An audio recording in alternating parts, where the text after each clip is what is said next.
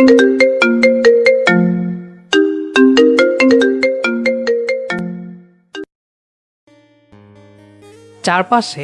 খুব সুন্দর করে সাজানো লাল নীল বেলুনের ছড়াছড়ি চারিদিকে। আয়াত নিশ্চুপে দাঁড়িয়ে আছে এক কোণে। কোনো কথা ছাড়াই হুট করে আয়ান হাত ধরে টেনে নিয়ে যায় বেলকনিতে। আয়াত বেশ চমকে ওঠে।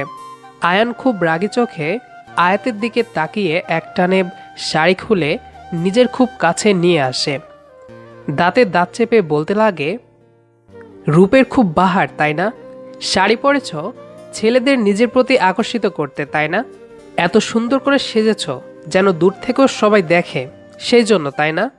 এই বাহার, এই শখ আমি বের করছি। আয়াত ভয়ে অবাক চোখে তাকিয়ে আছে আয়নের দিকে।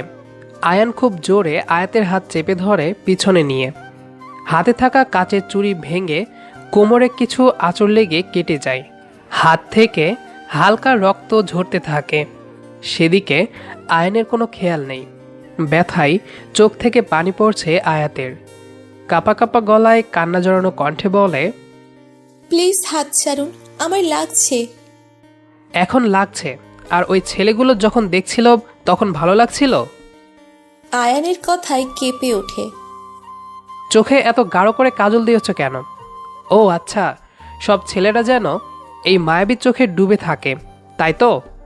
এই চুল এত সুন্দর করে বেঁধেছ যাতে সবাই তোমার এই রূপ ভালো করে দেখতে পারে। আয়ান পাগলের মতো চোখের কাজল মুছতে লাগে। একপাশে বেঁধে রাখা চুলগুলো খুলে দেওয়ালের সাথে চেপে ধরে গলায় থাকা চেন টেনে ছুঁড়ে ফেলে আয়াতকে ধাক্কা মেরে চলে যায়। আয়াত সাথে সাথে ফ্লোরে বসে পড়ে। আয়াত এত জোরে চেন টান দেয় যে গলায় নখের আঁচড় লেগে যায়। ফুপিয়ে কেঁদে ওঠে আয়াত। ছলছল চোখে ফ্লোরে হাত বুলিয়ে চেন খুঁজে নেয়। আয়নের এমন কাজে যতটা না অবাক হয়েছে তার চেয়ে বেশি ভয় আর লজ্জিত আয়াত। আয়ান আহমেদ বড় বোনের একমাত্র দেবর। অতি সুন্দর, ড্যাশিং, অসম্ভব মুগ্ধকর একজন ছেলে, যার কথা বলার ভঙ্গি হাসি অসম্ভব সুন্দর। সেই সাথে অতি রাগী আর ভীষণ মেজাজি, যার আগে পিছে মেয়েরা ঘুরঘুর করে। নিজের খেয়াল ইচ্ছে মতো চলে। আয়াত খুব সহজ মায়াবী একটি মেয়ে। শাড়ি পরতে খুব ভালোবাসে, কিন্তু শাড়ি পরতে জানে না। আয়াত তেমন পার্টিতে যেতে পছন্দ করে না। আজ বোনের দ্বিতীয় বিবাহবার্ষিকী, তাই এই বাড়িতে আসা। আয়াত বেশি হইচই পছন্দ করে না, তাই চুপচাপ দূরে দাঁড়িয়েছিল। আসার পর থেকে আয়নের সাথে তেমন কোনো কথা হয়নি। এই রাগের কারণে আয়নের সাথে ভয়ে ঠিক করে কথাও বলতে পারে না আয়াত। কিন্তু আয়নের এমন রেগে যাওয়ার কারণ জানা নেই আয়াতের। রেলিং ধরে ধীরে ধীরে উঠে দাঁড়ায় আয়াত। হাতে প্রচুর ব্যথা অনুভব করছে। ফ্লোর থেকে শাড়ি হাতে নিয়ে কাঁদছে। শাড়ি তো ভালো করে পরতে পারে না, কি করে বের হবে এখান থেকে? অনেক চেষ্টা করে শাড়ি পরে চুল এক পাশে নেয়। হঠাৎ অনুভব করে কোমরে জ্বালা করছে। বুঝতে পারল হয়তো আঁচড় লেগেছে। এতক্ষণ পর হাতে ভালো করে চোখ দিল, অনেকটা কেটে গেছে, অনেকটা রক্ত ঝরছে। সাদা ফ্লোরে বেশ দেখতে পাচ্ছে আয়াত নিজের রক্তের ফোঁটা। এখান থেকে যত দ্রুত সম্ভব বাড়ি যেতে হবে, না হয় কেউ দেখে ফেলবে। চোখ মুছে ধীর পায়ে বেলকনি থেকে ভিতরে প্রবেশ করে। বোনের কাছে যাওয়ার জন্য কিছুটা চলার পর হুট করে কেউ মুখ চেপে হালকা পেছন থেকে তুলে একটা রুমে নিয়ে যায়। আয়াত রুমটা দেখে চিনতে পারে এটা আয়নের রুম। নিজেকে ছাড়ানোর জন্য লাফালাফি করতেই আয়ান ছেড়ে দিয়ে রুমের দরজা বন্ধ করে দেয়।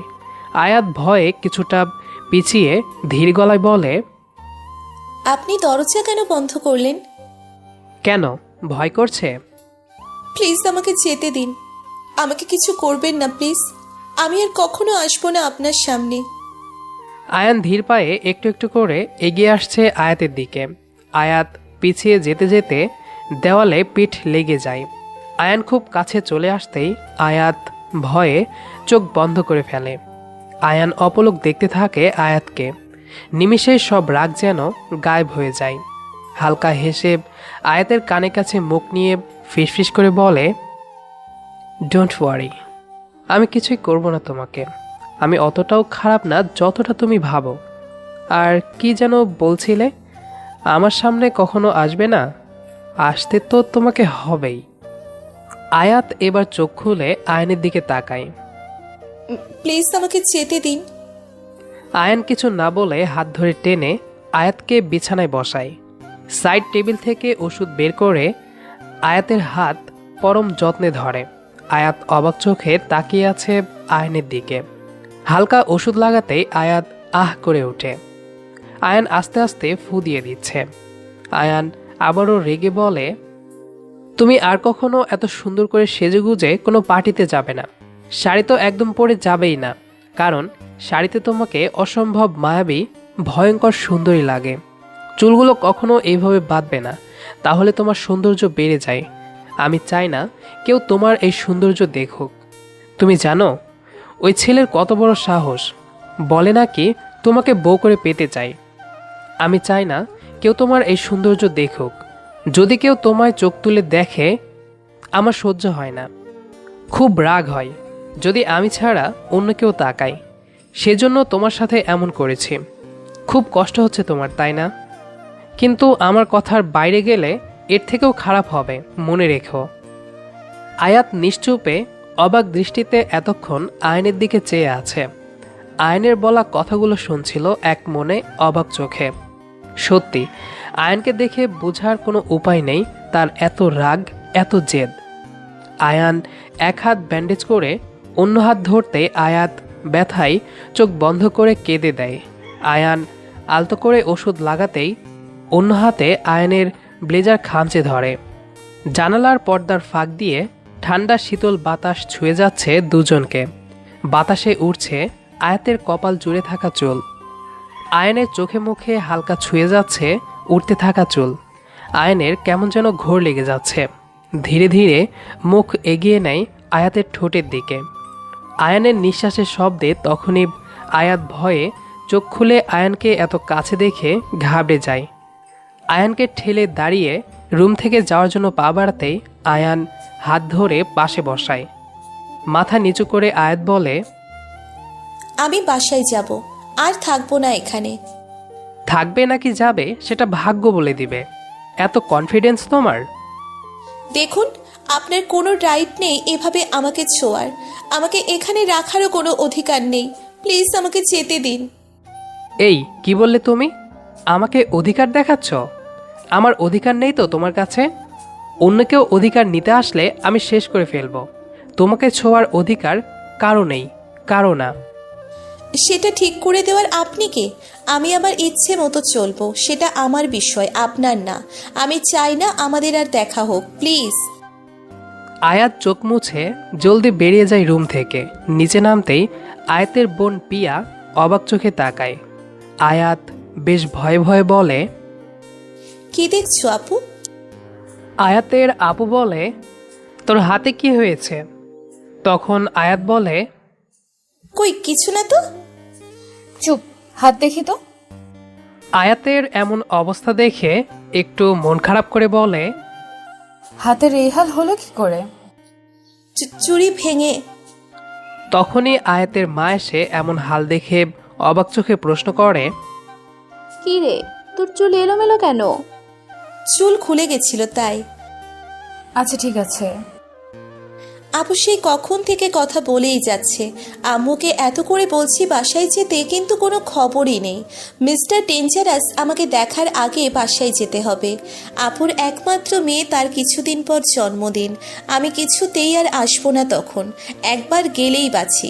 কিন্তু ওনার এভাবে রেগে যাওয়া আমার ভালো লক্ষণ লাগছে না। হাওয়া অন্যদিকে যাওয়ার আগে ওনার সামনে থেকে আমার চলে যেতে হবে। অবশেষে যাওয়ার সময় হলো।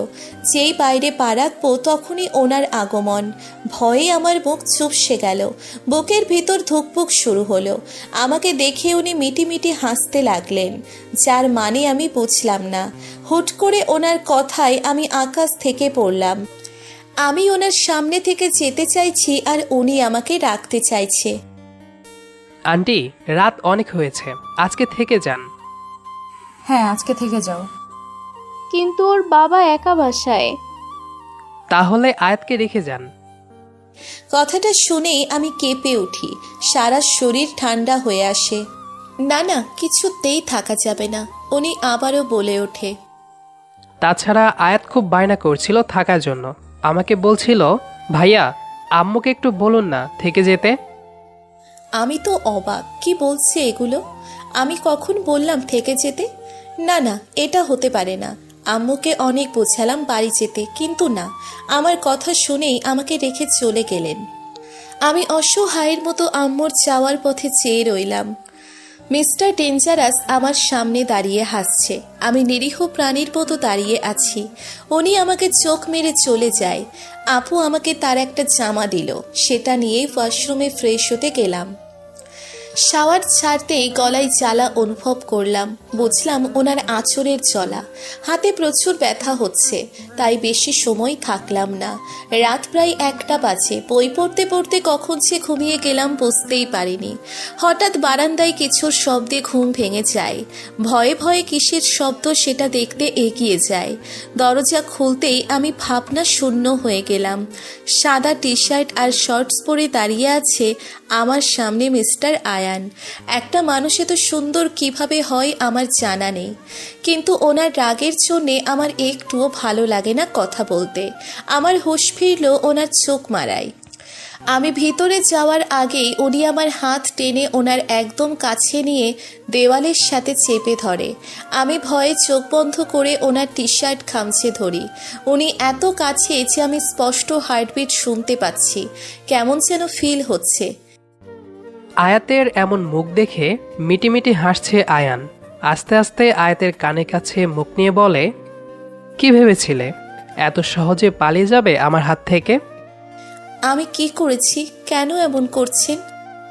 কি করেছো জানো না? প্লিজ আমাকে ছেড়ে দিন। আমি তো আপনার কোনো ক্ষতি করিনি। যদি কেউ আপনাকে এখানে দেখে, ভয়ে আর বলতে পারিনি। তুমি আমার জীবনের সবচেয়ে বড় ক্ষতিটাই করেছো। আয়নের কথা শুনে অবাক চোখে তাকায় আয়াত। কিছুই বুঝতে পারছে না আয়াত, কি ক্ষতি করেছে আয়নের সে। আয়াত বিস্ময়ভাবে বলে, কি বলছেন? আমি কি করলাম আপনার? সেটা সময় হলেই বুঝবে। আমি কিছু বুঝতে পারছি না। প্লিজ আমাকে ছেড়ে দিন। শাস্তি তো তোমাকে পেতে হবে আমাকে ফেলে তখন চলে যাওয়ার জন্য। লাগছে। খুব লাগছে তাই না? আর আমার বুকের ভেতর যে আগুন জ্বলছে সেটা। আয়াত বিস্ময় চোখে চেয়ে আছে আয়নের দিকে। আয়নের চোখ লাল হয়ে আছে, দেখে বোঝার উপায় নেই একটু আগে শান্তভাবে কথা বলছিল। আয়ান নিজেকে শান্ত করে বলে, দেখো আমি কোনো খারাপ কিছু করতে চাই না, সো যা বলছি তাই করো। কি করতে হবে? আয়ান সোজা বিছানায় শুয়ে হাত পা ছেড়ে দেয়, যা দেখে ভয়ে আয়াতের হাত পা ঠান্ডা হয়ে যায়। আয়ান চোখ বন্ধ করে ক্লান্তির সুরে বলে, তোমার জ্বালায় মাথাটা প্রচুর ব্যথা করছে, চুলগুলো একটু টেনে দাও তো। মানে? মানে খুব সহজ, আমার চুল টেনে দিবে। আমি পারবো না।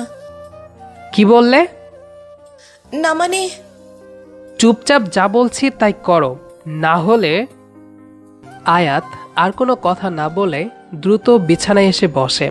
অমনি আয়ান কোলে মাথা রেখে বলে, আহ কি শান্তি। আয়াত রাগে দুঃখে চুপচাপ চুল টেনে দিতে লাগে। ওদিকে আয়ান মনের সুখে চোখ বন্ধ করে রাখে। আয়াত ঘুমে ঝুরছে আর আয়ান মজা নিচ্ছে। আয়াত ঝুরতে ঝুরতে আয়ানের মুখে ঝুঁকে পড়তেই আয়ান মুচকি হেসে বলে ওঠে, অবলা ছেলে পেয়ে আমার সর্বনাশ করতে চাও? কি যাতা বলছেন? সরুন, অনেক হয়েছে। আর না, আমি ঘুমাবো। তো ঘুমাও না, ধরে রেখেছে কে?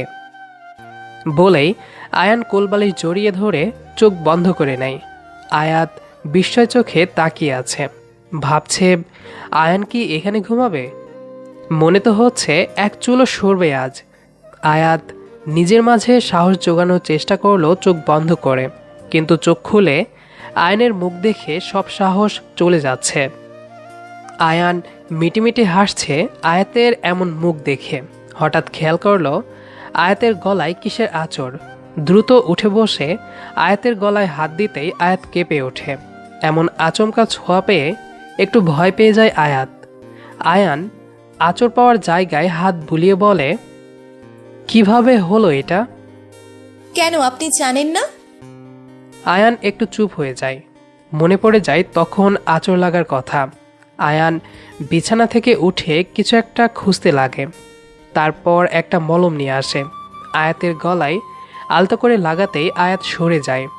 আয়ান রেগে তাকাতেই আয়াত চুপসে যায় আর বিড়বিড় করে বলে, আচরও দিবে আবার রাগও দেখাবে। কেন আমি কি মানুষ না? কি বললে তুমি? কই না তো। আমার কথার অবাধ্য হলে এর চেয়েও খারাপ আচরণ দেখতে হবে। এটা ঠিক না মিস্টার আয়ান। আমার উপর আপনার কোনো অধিকার নেই। নিজের সীমার মাঝে। আয়াত কথা শেষ করার আগেই আয়ান আয়াতের ওপর শুয়ে ঠোঁটে ঠোঁট মিলিয়ে দেয়। আয়াত ভাবনাশূন্য হয়ে আছে, কি হচ্ছে বুঝতে পারছে না। আয়ানকে সরানোর অনেক চেষ্টা করছে কিন্তু পারছে না। আয়ান আয়াতের দুহাত বিছানায় চেপে ধরে। আয়াত এই হাতির মতো শৈলের সাথে না পারায় শান্ত হয়ে যায়। চোখ থেকে বিন্দু বিন্দু জল গাল বেয়ে পড়ছে। অবশেষে 10 মিনিট পর আয়াতকে ছেড়ে দিয়ে উঠে বসে। আয়াত লজ্জায় আর রাগে কাঁদছে। আয়ান রেগে বলে, অধিকার দেখাচ্ছিলে খুব, তাই না? এখন থেকে বুঝবে অধিকার কাকে বলে। আয়াত আর কিছু বলার আগেই আয়ান চলে যায়। আয়াত বেশ অবাক চোখে তাকিয়ে আছে আয়ানের চলে যাওয়ার পথে। আয়ান চুপ করে বসে আছে বিছানায়। খুব রাগ হচ্ছে আয়াতের ওপর, কিন্তু চোখের সামনে মায়াবী মুখটা ভেসে উঠলে আর রাগ করতে পারে না। নিজের আনমনে হাসল আয়ান। দীর্ঘশ্বাস ফেলে মৃদু হেসে বিছানায় এলিয়ে দেয় নিজেকে। বারবার কানে বেজে ওঠে আয়াতের বলা কথা অধিকার। এই একটা শব্দ বুকের ভেতর ঝড় তুলে দিচ্ছে আয়ানের। কিছুতেই নিজের মনকে শান্ত রাখতে পারছে না সে। ভয় করছে আয়াত যদি দূরে সরে যায় তবে কি আয়াতকে হারিয়ে ফেলবে আয়ান। সকালে মুখোমুখি দাঁড়িয়ে আছে আয়ান আয়াত, দুজনে নিশ্চুপ। আয়ানকে দেখেই বোঝা যাচ্ছে সারারাত ঘুমায়নি সে। চোখ দুটো লাল হয়ে আছে। সারারাত এপাশ ওপাশ করে কাটিয়েছে সে। আয়াত ভয়ে ভয়ে একবার আয়ানকে দেখছে তো একবার বাড়ির মেইন গেট। উদ্দেশ্য একটাই, আয়ানের কাছ থেকে পালানো। আয়াতের এমন কাণ্ড নীরব চোখে দেখে আয়ান। আয়াত দৌড় দিবে কি দিবে না ভাবতে ভাবতেই দিল দৌড়, কিন্তু বেশি দূর পারল না যেতে।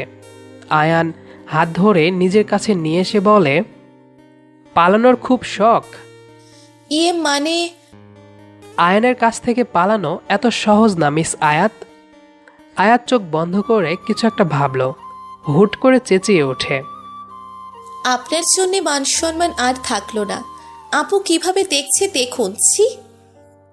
আয়ান পেছনে ফিরতেই আয়াত এক দৌড়ে মেন গেট পার, আর পিছনে ফিরে দেখেনি সে।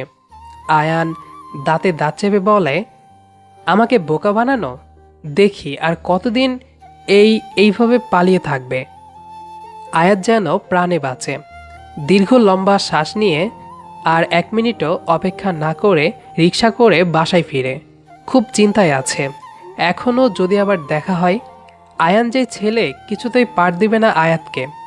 আচ্ছা, সত্যি কি আয়ান বজ্জাত, নাকি এই রাগের মাঝে লুকিয়ে আছে অন্য কিছু? রাতে শুয়ে শুয়ে বই পড়ছে আয়াত। হঠাৎ ফোনের কাঁপানো শব্দে সে নিজেও কেঁপে ওঠে। পাশে থাকা ফোনের দিকে তাকিয়ে ঘড়িতে সময় দেখে 12টা 20। চিন্তায় পড়ে যায় আয়াত। এত রাতে কে কল দিয়েছে? ফোনটা কি ধরা উচিত? এসব ভাবতে ভাবতেই আবারও বেজে ওঠে ফোন। আর না ভেবে রিসিভ করতেই কেউ ধমকের সুরে বলে, ফোন ধরতে এত সময় লাগে? আয়াত কান থেকে দূরে সরিয়ে নেয় ফোন। কণ্ঠ খুব পরিচিত লাগছে তার। সন্দেহ কণ্ঠে বলে, আমি অপরিচিত নাম্বার রিসিভ করি না। আর আপনি কে মিস্টার? আয়ান হালকা হাসে। হেসে বলে, মিস্টার আয়ান, মিস আয়াত জাহান। জি। আয়াত যেন ভয়ে শেষ। ঢোক গিলে কাঁপা কাঁপা কণ্ঠে বলে, আমার খুব ঘুম পাচ্ছে। হ্যাঁ, আমরা কাল কথা বলবো, কেমন? আল্লাহ হাফিজ। আয়ানকে কিছু বলতে না দিয়েই কেটে দেয়। চিন্তায় আয়াতের এসির মাঝেও ঘাম শুরু হয়ে গেছে। সকালে ভয় যেন আরও বেশি গাঢ় হয়ে গেল। এখন যদি কলেজের সামনে এসে দাঁড়িয়ে থাকে আগের মতো, তখন আয়ানের সাথে আয়াতের দেখা পিয়ার বিয়ের প্রায় 1.5 বছর পর। বিয়ের সময় শুনেছিল একমাত্র আয়ান দেশের বাইরে পড়াশোনা করছে। খুব সুদর্শন যুবক সে, কিন্তু কখনো দেখার ইচ্ছে থাকলেও দেখা হয়ে ওঠেনি। আয়ান দেশে ফেরার কিছুদিন পর সকালে একদিন বোনের শ্বশুরবাড়িতে আসে কলেজের অনুষ্ঠানের জন্য শাড়ি নিতে। সেদিন সন্ধ্যায় ছিল আয়ানের দেশে ফিরে আসার উপলক্ষে একটা পার্টির জন্য সাজানো হচ্ছিল পুরো বাড়ি। আয়াত খুব সুন্দর করে সাজাতে পারে এবং বুদ্ধিও দিতে জানে। সবাই আয়াতকে খুব ভালো করে চিনে, তাই আয়াতের থেকে কিছু বুদ্ধি নিচ্ছিল। আয়াত মুখে বলছিল আর ওরা সাজাচ্ছিল। আয়ান কারো ওপর প্রচুর রাগ নিয়ে সিঁড়ি দিয়ে নামছিল। কাজের লোক ফুল কোথায় লাগাবে জিজ্ঞেস করতেই রাগ দেখিয়ে ফোনে কারোর সাথে রেগে কথা বলতে বলতে নিচে নামছিল। আয়াত সেদিকে চোখ রাখতেই নিশ্চুপ হয়ে যায়। কিছুটা ভয় পেলেও চুপ করে আয়ানকে দেখতে থাকে। ব্লু শার্ট আর 3/4 প্যান্ট পরা এক অসম্ভব সুন্দর যুবক। রাগের মাঝেও দেখতে অসম্ভব সুন্দর লাগছে। আয়ান এক সময় রেগে ফোনটা ফ্লোরে সজোরে ছুঁড়ে মারে, সাথে পাশে থাকা ফুলদানিও। আয়াত ভয়ে চিৎকার করে চোখ বন্ধ করে 2 হাতে কান চেপে ধরে। আয়ান কারো চিৎকার শুনে সামনে তাকায়। একটা মেয়ে, ব্লু লং কামিজ আর জিন্স পরা, একপাশে খোলা চুল আর কপালে সাদা পাথরের টিপ, যেন এক নীলপরি নেমে এসেছে আয়ানের সামনে। নিমিষেই রাগ গায়েব হয়ে হাসি ফুটে ওঠে আয়ানের ঠোঁটে। ধীর পায়ে এগিয়ে যায় আয়াতের কাছে। আয়াত চোখ খুলে আয়ানকে এত কাছে দেখে ভয়ে স্তব্ধ হয়ে যায়। আয়াত চোখ খুলতে আরেক দফা অবাক হয় আয়ান, মায়াবী কাজল কালো চোখ দেখে। আয়াত কিছু না বলে দৌড়ে চলে যায়। যাওয়ার সময় পেছন থেকে আয়াতের পিঠ স্পষ্ট দেখতে পায় আয়ান। নিমিষে যেন গলা শুকিয়ে যায় তার। আয়াত যখন জানলো এটা আয়ান, তারপর থেকে বাড়ি আসা বন্ধ করে দেয়। জানতে পারে আয়ানের গার্লফ্রেন্ডের অভাব নেই। এই সুন্দর এই চেহারার মাঝেও আছে প্রচুর রাগ আর জেদ, আর সেটা আয়াত নিজের চোখেই দেখেছে। সেদিন আয়ান অনেক অপেক্ষা করেছিল, হয়তো সকালের মতো দেশে ফেরার পার্টিতেও আসবে, কিন্তু আয়াতের দেখাও মেলেনি সেদিন। দুচোখ শুধু আয়াতের সেই মায়াবী দৃষ্টি খুঁজছিল, কিন্তু নিরাশ হলো। ভাবিকে জিজ্ঞেস করতেই বলল আয়াতের নাকি ভালো লাগছে না, তাই আসেনি। কিন্তু আয়ান হাল ছাড়েনি। ভাবির থেকে চালাকি করে কলেজের ঠিকানা এবং ফোন নাম্বার বের করে। একবার দেখার জন্য হলেও আয়ান কলেজে যেত। ভাবতো আয়াত বুঝি কথা বলবে দেখে, কিন্তু সেটা হয়নি। আয়ানকে দেখেই গলা শুকিয়ে যেত, কিছু না বলেই পালিয়ে যেত। আয়ান এসব নিতে না পেরে একদিন প্রপোজ করতে যায়, কিন্তু আয়াত ভয়ে কেঁদে সেন্সলেস হয়ে যায়। তারপর থেকে দূর থেকেই আয়াতকে দেখে। কলেজে যাচ্ছে আয়াত। একা একা হেঁটে কলেজে যাওয়া যেন আয়াতের ভীষণ প্রিয়। রাস্তার চারপাশে চোখ বুলিয়ে হাঁটছে। হঠাৎ কেউ হাত ধরে টেনে গাড়ির সাথে চেপে ধরে। ভয়ে আয়াত চোখ বন্ধ করে নেয়। ধীরে ধীরে চোখ খুলে অবাকের শেষ পর্যায়ে আয়ান রাগী চোখে দাঁড়িয়ে আছে। চোখগুলো লাল বর্ণ ধারণ করেছে তার। আয়াত যেন প্রাণ হারায় অবস্থা। আয়ান শক্ত করে চেপে ধরে বলে, এত ইগো কিসের তোমার? আমাকে মানুষ মনে হয় না? রাতে কতবার কল দিলাম, ধরনি কেন? আসলে কি জানো কত কষ্ট হচ্ছিল আমার? সারাটা রাত ঘুমাতে পারিনি আমি। লাগছে, ছাড়ুন আমায় প্লিজ। লাগুক। আয়ান খেয়াল করলো আয়াতের চোখ থেকে পানি ঝরছে। নিমিষেই রাগ উধাও হয়ে যায়। আয়াতকে ছেড়ে দেয়। খুব রাগ হচ্ছে নিজের প্রতি, কেন যে কন্ট্রোল করতে পারে না। লম্বা শ্বাস ফেলে আয়াতের দুগালে হাত রাখতে আয়াত লাফিয়ে ওঠে। আয়ানও কিছুটা চমকে ওঠে এমন লাফানো দেখে। অবাক হয়ে বলে, কি হলো? এমন ব্যাঙের মতো লাফালাফি করছো কেন? আমাকে আপনার ব্যাঙ মনে হয়? তা একটু তো মনে হয়ই। আপনি একটা ফালতু। কি? শুধু তাই না, আপনি একটা অসভ্য ছেলে। কি বললে তুমি? ঠিক বলেছি। রাস্তায় মেয়ে দেখলে মাথা ঠিক থাকে না? এইভাবে একটা মেয়েকে বিনা অধিকারে ছোঁয়ার রাইট নেই আপনার। আমি কিন্তু আপনার নামে কেস করব। কি বললে তুমি? মানে খুব অধিকার নিয়ে কথা বলছো কদিন ধরে, খুব লাফালাফিও শিখে গেছো তুমি। ভাবছি এবার অধিকারটা দেখাতেই হয়। কি বলো?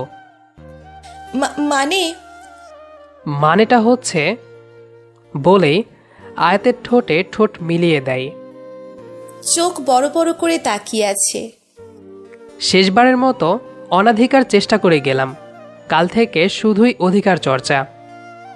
আয়ান আর কিছু না বলে সোজা গাড়িতে বসে চলে যায়। আয়াত বোকার মতো ঠায় দাঁড়িয়ে আছে।